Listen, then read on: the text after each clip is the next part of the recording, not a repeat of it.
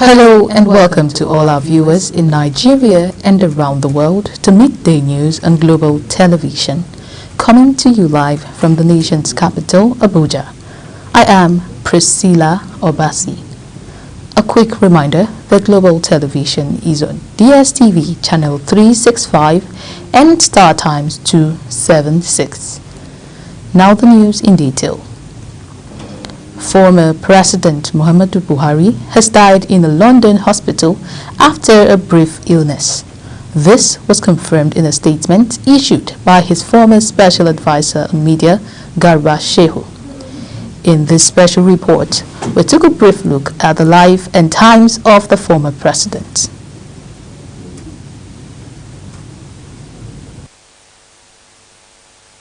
Apologies, we'll bring you that in a later bulletin. Moving on. In the meantime, President Bola Tinubu has summoned an emergency session of the Federal Executive Council, FEC, to honor his predecessor, Muhammadu Buhari's legacy and service to the nation. In a heartfelt statement, President Tinubu paid tribute to the former president, describing him as a patriot and soldier. Vice President Kashim Shettima has arrived in London on President Bola Tinubu's directives following the passing of former President Muhammadu Buhari. Senior Special Assistant to the Vice President on Media and Communication, Stanley Nwocha, disclosed this in a post saying Shettima arrived in London on Monday morning in company of President's Chief of Staff Femi Gbajabiamila. He was received by the Minister of Foreign Affairs Yusuf Tugar and Borno State Governor Babagana Zulum. Former Vice President Yemi Osinbajo has described the death of Muhammadu Buhari as the passing of a true patriot, a disciplined public servant, and a man who exemplified moral clarity and national commitment throughout his lifetime.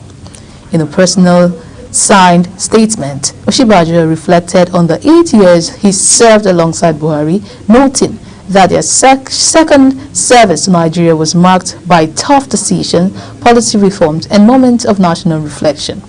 He offered prayers for the repose of Buhari's soul and extended condolences to his widow Aisha Buhari, their children, and all Nigerians mourning the loss of a former commander-in-chief whose legacy will continue to shape civic leadership in Nigeria.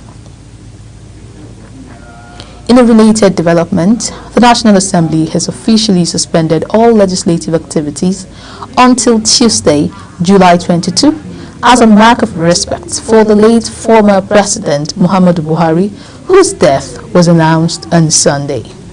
A statement signed by the clerk to the National Assembly, Kamuru Ogunlala, says President to the Senate Godswill Akpabio and Speaker of the House of Representatives Abbas Tajuddin jointly agreed on the suspension to allow members fully participate in national mourning and burial preparations. Lawmakers have been directed to reschedule all official and private engagement during the period of mourning as the nation pays tribute to one of its most consequential post-military leaders. The Nigeria Governors Forum has expressed deep grief over the passing of former President Muhammadu Buhari, describing it as a monumental loss not only to Nigeria but to the African continent.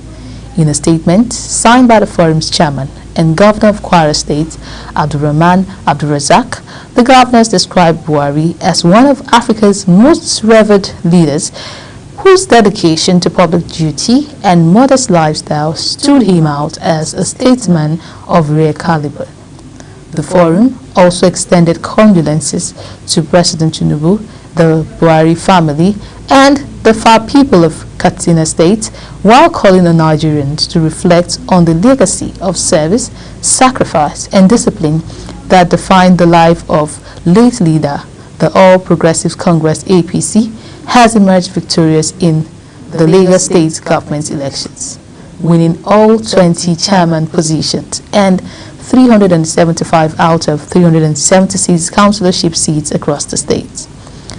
According to the Lagos State Independent, Electoral Commission, INEC, the only councillorship seat not claimed by the APC was won by the People's Democratic Party, PDP, in Yaba Ward D, while voters' turnout appeared modest amidst logical challenges and reports of intimidation in some areas. The House of Representatives Committee on Hydrological Services and Hydroelectric Power Producing Areas Development Commission has called for a coordinated national response to the rising threats of floods across Nigeria. Chairman of the committee, Pascal Abodike, says urgent action is needed, particularly in high-risk areas near major dams and flood-prone communities. Again, Anitia Patrick reports for Global Television News.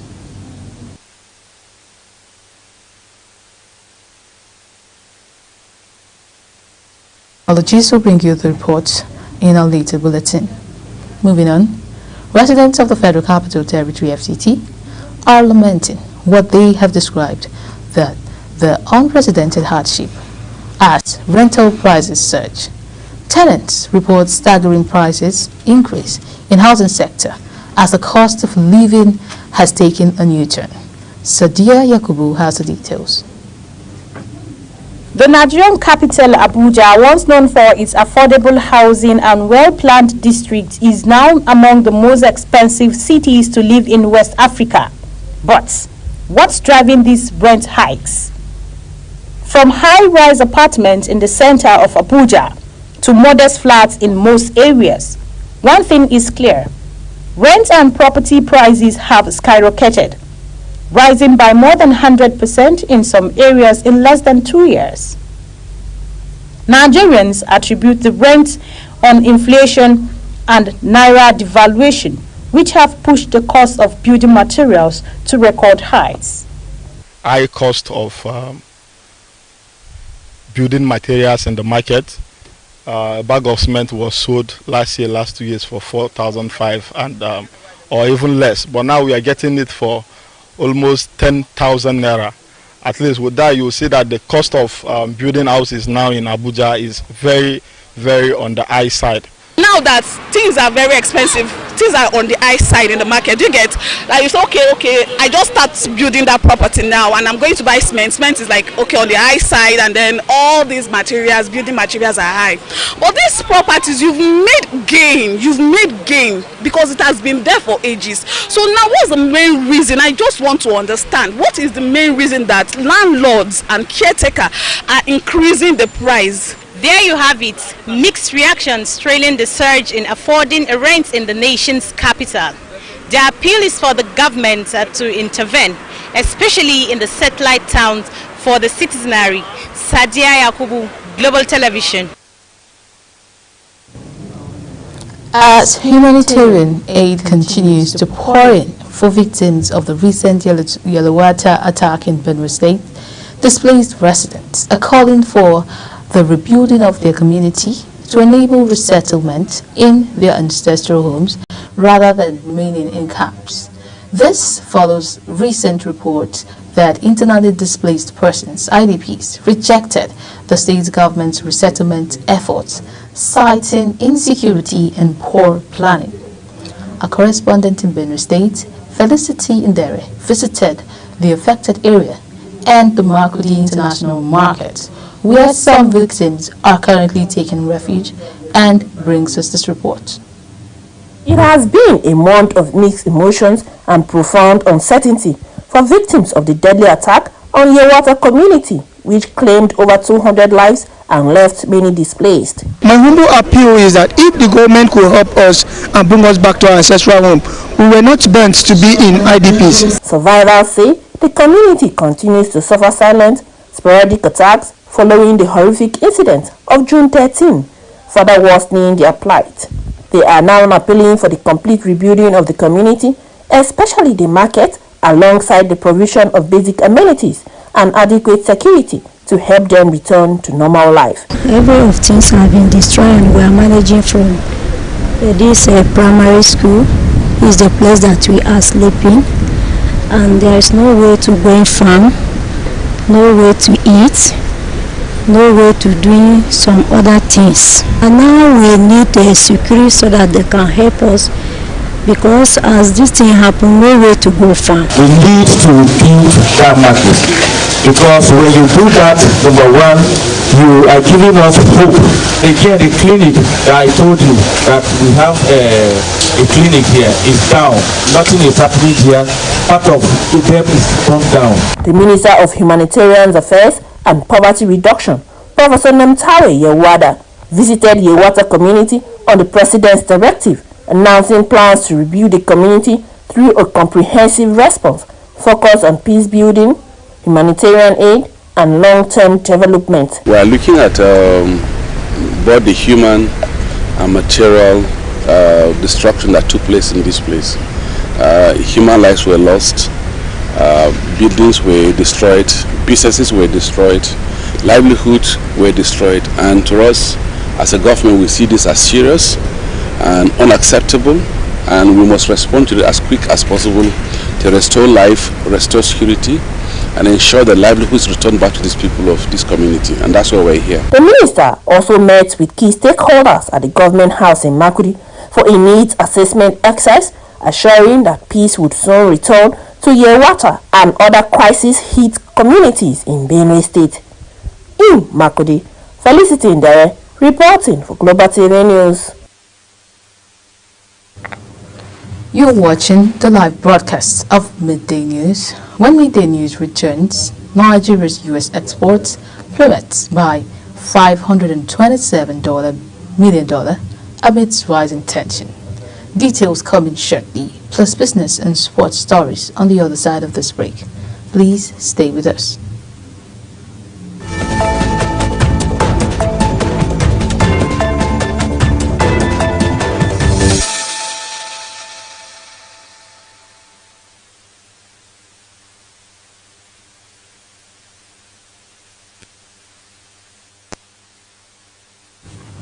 Welcome back. Thank you very much for staying with us. Now we go to the business news. Oil marketers and industry stakeholders have thrown their weight behind the proposed sale of Nigeria's refineries under the management of the Nigeria National Petroleum Company, NNPCL, calling for transparency, inclusiveness, and accountability in the process. They noted that the sale or privatization of the Port Harcourt, Warri, and Kaduna refineries, which have gobbled trillions of naira in rehabilitation and maintenance with little or no results, will finally open the downstream sector to competition, ensure better pricing, and stop what many describe as financial black hole.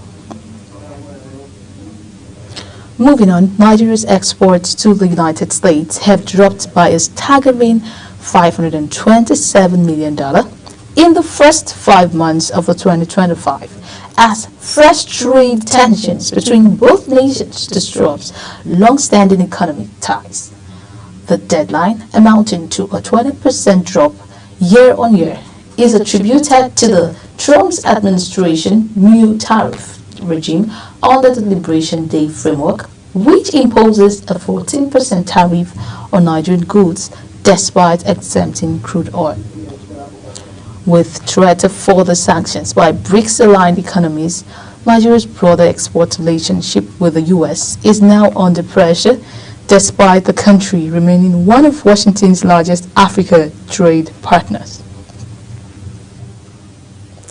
The Organization of the Petroleum Exporting Countries, OPEC, has warned that $14.9 trillion in upstream oil investment is urgently needed between 2025 and 2050 to avert a global energy rises and meet future demand. In its 2025 World Oil Outlook, OPEC projects global demands rising to over 123 million barrels per day by 2050, up from 103.7 million in 2024, and dismisses forecasts of declining fossil fuel use as unrealistic. The report stresses that upstream operations, including explorations and production, will consume the lion's share of investment, with $574 billion required annually, alongside $3.3 trillion needed for mainstream and downstream sectors combined. On the foreign scene, South Africa's President Cyril Ramaphosa has suspended Police Minister Senzo Mchunu after explosive allegations emerged linking him to organized crime networks and obstruction of justice in high-profile cases. In a televised national address, Ramaphosa announced the formation of a judicial commission of inquiry and named law professor Firoz Kachalia as interim minister pending investigations. Mchunu, who denies any wrongdoing, is accused of interfering in probes involving political killings and internal police corruption, prompting what Ramaphosa described as urgent and comprehensive national security response. U.S. President Donald Trump has formally accepted an invitation from King Charles III for a historic second state visit to the United Kingdom, set to take place from September 17 to 19th in Windsor Castle. The visit, breaking royal tradition, comes amid security concerns and ongoing renovations at Buckingham Palace and will include locked.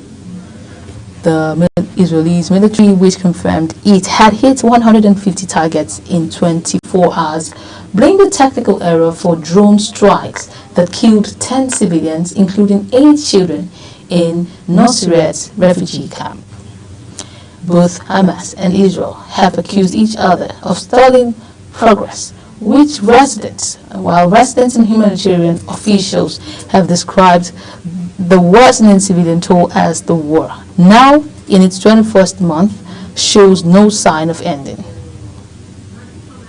And now we go to the sports news. Nigeria's Flying Eagles stormed into the semi-finals of the 2025 WAFU B Under-20 Boys Cup with a 4-1 win over Benin Republic, bouncing back from a nervy opening draw against Ghana. After conceding first goals from Muhammad Abdullahi, Ezekiel Mpangu, Imrana Muhammad and Abdullahi Mujahid sealed a dominant turnaround in Accra, with the team displaying superior tactical coordination in the second half. Now, on 4 points, Nigeria awaits the outcome of the Ghana-Benin clash to determine their final group standing and next opponent. Still in sports, Nigeria's Super Falcons were held to a goalless draw by Algeria in their final Group B match of the 2024 Women's Africa Cup of Nations, despite dominating possessions, shot and play. Already qualified for the quarterfinals, coach Justin Madugu rotated his squad heavily, benching key players like Asisat Ashola, Halimotu Ayinde and Michel Alonzier for a largely experimental lineup. The 9-time African champions finished top of the group with 7 points and are yet to concede a goal in the tournament, heading confidently in the knockout stage. Chelsea stunned European champions Paris Saint-Germain 3-0 in the final of the inaugural FIFA Club World Cup on Sunday at the MetLife Stadium, with Cole Palmer scoring twice and assisting the third in a commanding display. Despite PSG's strong run, having demolished Real Madrid in the semi-finals, the French side were left shell-shocked after conceding all 3 goals in the first half, with Joao Pedro sealing the win for the Blues. Attended by Donald Trump, the match ended with PSG's Joao Neves receiving a red card as Chelsea walked away with the title and $125 million in prize money, capping a historic tournament win. And that is it on Global TV Midday News. A quick reminder that Global Television is on DSTV channel 365 and StarTimes channel 276. Kindly follow us across all social media platforms now showing on your screen using the handle at Global TV NG. I am Priscilla Obasi. Thank you very much for watching. Good afternoon.